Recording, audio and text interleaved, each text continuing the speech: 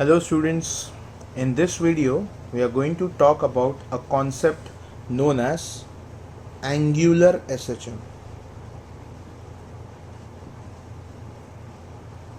And the best example for this is a vibrating magnet.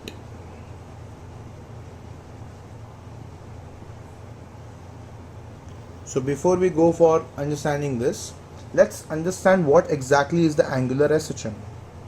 Let's say there is a rod which deviates from its position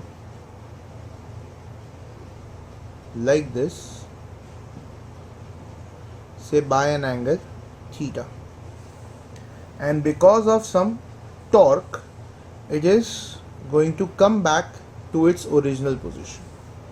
So we can say it was displaced by an angle theta and the torque is bringing it back, which means like in linear SHM, F was proportional to minus x.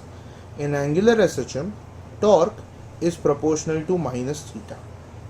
So when you remove the proportionality sign, you get a constant over here as mu theta. So please remember, mu is just a constant, which means we know that torque is I alpha from rotational motion,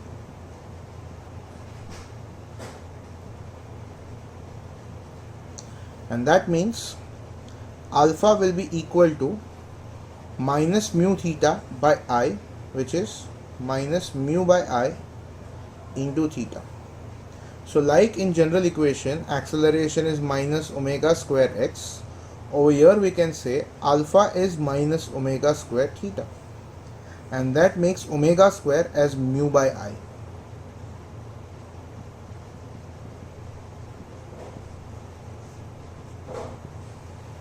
At the same time, we can definitely write alpha as the double derivative of theta, and that means that alpha is minus mu by I into theta, and alpha by double derivative of theta will look like this. So if we equate this, we get d2 theta by dt square is equal to minus mu by I theta, and so d2 theta by dt square plus mu by I theta is equal to 0. This can be called as differential equation for angular SHM.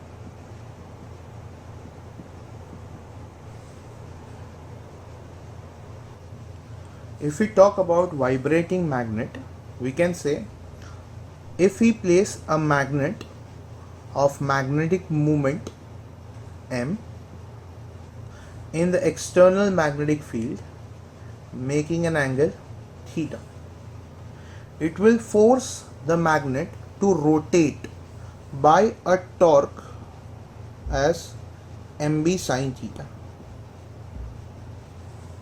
and it definitely with a minus sign, because as the magnet is taken from this position to this by an angular displacement theta, the torque will act in the opposite direction of theta.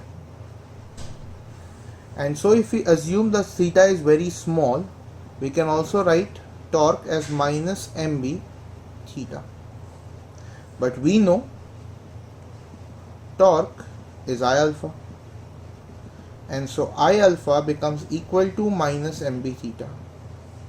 That makes alpha as minus mb by I into theta, where we already know alpha is minus omega square theta. That makes omega square equal to mb by I, and so omega as root of mb upon I, where omega is nothing but 2 pi by t, and so the time period for this angular SHM of vibrating magnet becomes 2 pi root of I by mb.